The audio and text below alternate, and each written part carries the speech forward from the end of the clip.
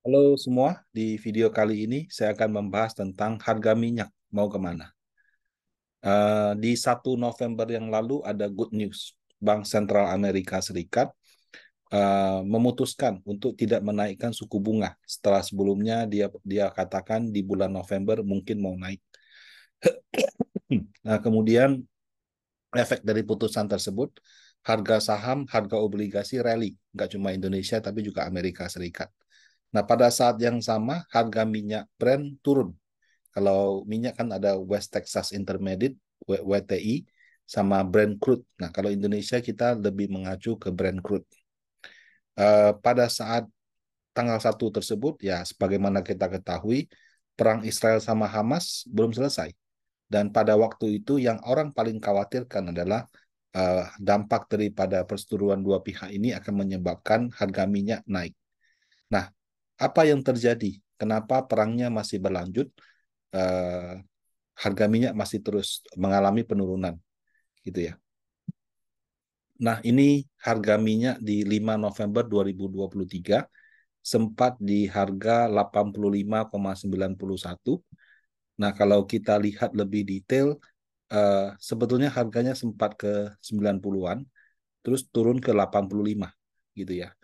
Nah, harga minyak pada bulan awal Desember ini ya, pada saat video ini saya rekam, bahkan lebih rendah lagi, sempat turun ke kepala 70-an, baru rebound lagi ke 80. Jadi kalau Bapak Ibu berasa ya, di bulan November, sorry, awal awal November sama awal Desember harga minyak di Shell itu turun, itu karena memang harga minyak sedang mengalami penurunan dari yang tadinya sudah sempat 90-an di bulan September. Kemudian ini waktu perang Hamas, sorry di sini kalau nggak salah, sempat 90-an ya, waktu perang Hamas Israel sedang panas-panasnya, tapi setelah itu turun, bahkan sekarang sempat ke 80. Hmm, Nah, penurunan harga minyak sebetulnya adalah good news. Kenapa? Karena saat ini yang jadi concern daripada dunia keuangan itu bukan ke harga minyak saja sih, tapi lebih ke bagaimana Bank Sentral Amerika itu bisa mengendalikan inflasi atau tidak. Nah, salah satu faktor yang sangat menentukan itu adalah harga minyak. Kalau harga minyak tinggi, artinya harga barang akan masih tetap mahal karena biaya transportasi mahal. Nah, itu akan menyebabkan pengendalian inflasinya tidak berhasil. Tapi kalau harga minyaknya bisa turun atau bertahan di level yang sekarang, menurut saya merupakan suatu good news. Nah, di awal perang Hamas Israel ini dimulai, terus terang spekulasinya sudah sampai kemana-mana gitu ya. Nah, saya sempat dapat satu artikel dari Bloomberg dan saya kutip, dia membuat 3 skenario, ya, confined war, proxy war, sama direct war. Jadi secara umum confined itu ya cuma dua pihak saja. Terjadi invasi darat ke Gaza, kemudian ada konflik regional, kemudian Iran menurunkan sedikit outputnya. Apa urusannya sama Iran? Karena Iran itu sebelum konflik ini terang-terangan seperti ini adalah pendukungnya Hamas. Sementara kalau terjadi perang dikhawatirkan nanti Irannya boykot. Boykotnya bisa dia diboykot sama negara lain atau dia sendiri boykot dengan cara menurunkan produksinya. Nah, jadi ini skenario yang paling mild, paling kecil, harga minyak naik $4. Kemudian multi front ya, jadi perangnya nggak cuma di Gaza aja, tapi sampai ke tepi barat, West Bank, Lebanon, Syria, Timur Tengahnya mulai tidak stabil, harga minyak plus 8. Nah, kemudian yang ketiga ya, yang berperang sudah bukan Israel sama Hamas saja, tapi sudah Israel lawan Iran, seperti itu. Nah, kalau misalnya skenario ini yang terjadi, harga minyak bisa plus sampai 64. Nah, kalau kita lihat grafik harga minyaknya, Bapak Ibu, eh, memang sekarang kita masuk ke yang kedua ini, bisa dikatakan. Jadi sudah terjadi di banyak front, sehingga harga minyak mungkin akan plus sekitar 8 US dollar. Nah, pada saat apa ya banyak versi ya, tapi kalau kita menganggap serangan di 7 Oktober itu adalah pemicunya, itu waktu itu harganya 84. 84 kalau ditambah 6, tambah 8 berarti sekitar $92. Dan memang sempat terjadi Bapak Ibu. Jadi di awal-awal serangan itu terjadi, Harga minyak sempat naik dari waktu itu 84 ke 92, tapi tidak lama setelah itu turun lagi ke 85. Nah, skenario terburuk di mana harga minyak plus 64, jadi dari 84 plus 64 kan 100, hampir $150. Nah, ini sangat maksudnya sangat patut disyukuri ya. Kenapa? Karena ternyata tidak terjadi, paling tidak belum terjadi hingga saat ini. Nah, apa yang membuat dia tidak terjadi? Karena pada saat awal serangan dimulai, pada saat perangnya sudah mulai panas seperti itu, si Amerika Serikat dia langsung menempatkan kapal perangnya yang paling canggih di Timur Tengah. Ya, jadi dia langsung taruh parkir kapal perangnya di situ. Yang intinya dia mau kasih message kepada negara-negara di situ, tak usah ikut campur gitu. Kalau misalnya ikut campur, Amerika Serikatnya juga akan ikut campur. Nah, berkat hal seperti itu plus lobby-lobbynya dan segala macam, akhirnya skenario terburuk di mana perangnya meluas antara Iran dan Israel tidak terjadi. Nah, sehingga harga minyak tidak naik sampai ke 150-an dolar. Sorry, ini halamannya agak skip ya. Nah, kalau dia sempat sampai plus 64 sehingga harga seratusan dolar, itu efek yang pertama adalah Pertalite pasti naik. Karena di tahun lalu, waktu harga minyak 120, 130, Pertalite naik. Nah, turun lagi, oke. Ya. Kalau nanti dia naik lagi, dikhawatirkan akan membuat harga Pertalite kembali naik. Nah, jadi eskalasi yang lebih luas ini memang dikhawatirkan akan menyebabkan harga minyak naik, tapi berita bagusnya tidak terjadi. Nah, sehingga karena tidak terjadi, maka harga minyak kembali kepada supply demand. Nah, sekarang jadi pertanyaan, eh, kalau harga minyak sekarang lebih banyak peran supply-nya atau demand-nya? Kalau kayak kemarin turun dari 90-an ke 80-an, kemudian 80 sempat di bawah 80, itu kenapa seperti itu? Nah, untuk hal ini ternyata Bloomberg juga punya analisa yang menarik. Jadi dia membuat suatu grafik.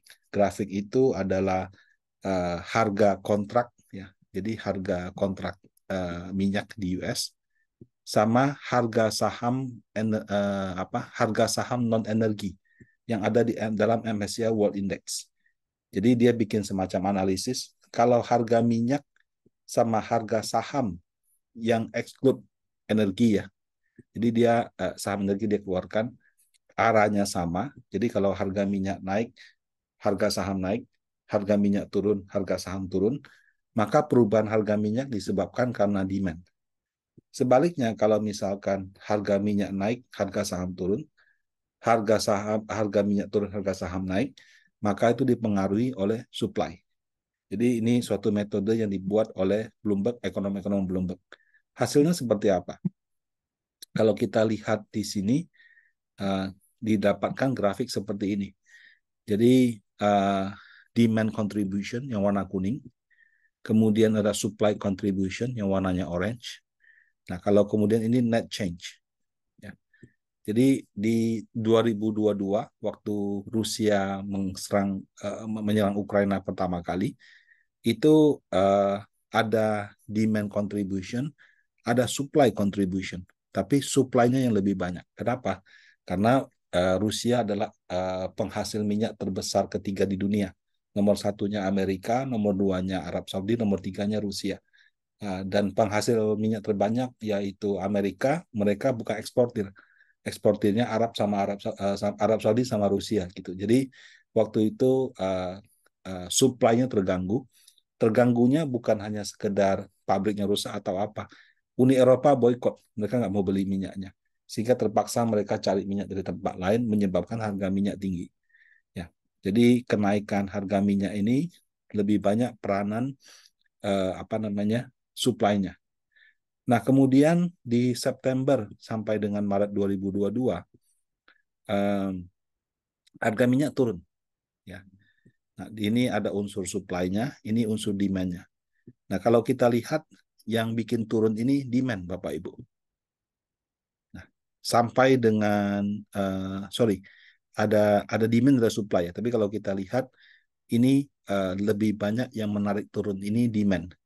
Ternyata pemulihan ekonomi dunia tidak seperti yang diharapkan. Ternyata US sedang dalam masalah inflasi tinggi, sehingga suku bunga naik tinggi. China yang orang harapkan bisa menggerakkan ekonomi ini ternyata juga nggak bagus-bagus amat gitu. Nah, ini menyebabkan harga minyak terus mengalami penurunan. Nah, di tengah penurunan seperti itu, harga minyak sudah sempat rendah ya. Waktu itu mungkin sudah di sekitar mungkin 60-70-an. Um, itu ada faktor supply lagi, di mana di sini Arab Saudi dan Rusia sama-sama menurunkan produksinya. Nah, akibat penurunan produksi minyak di sini harganya naik lagi. Cuma di sini kalau kita lihat ada demand, ada supply juga dan lebih banyak faktor demand.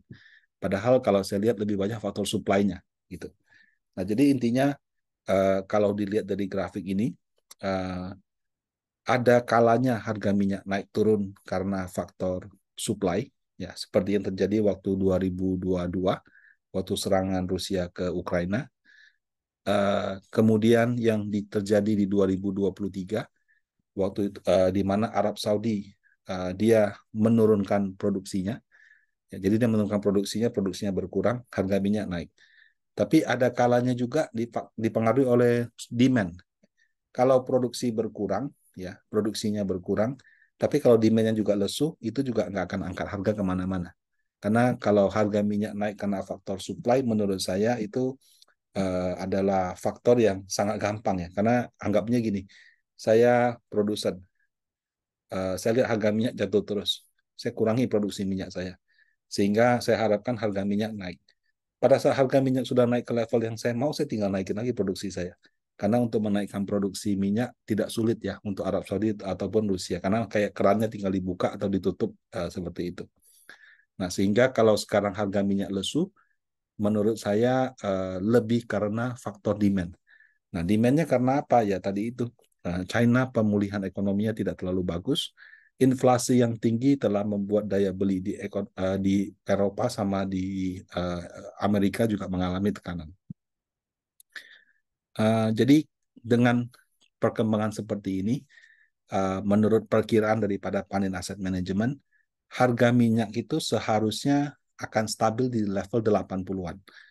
Nah, kalau dia sekarang bisa stabil di level 80-an, good news-nya adalah harga Pertalite tetap 10.000 ya.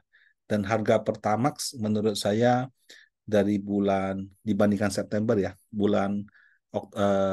dibandingkan bulan Oktober tepatnya. November, Desember ini bisa mengalami penurunan dan bukan tidak mungkin sampai Januari tahun depan juga akan mengalami penurunan. Walaupun mungkin turunnya beberapa ratus rupiah. Nah, jadi demikian tentang pembahasan harga minyak. Semoga bermanfaat bagi Bapak Ibu semua. Terima kasih.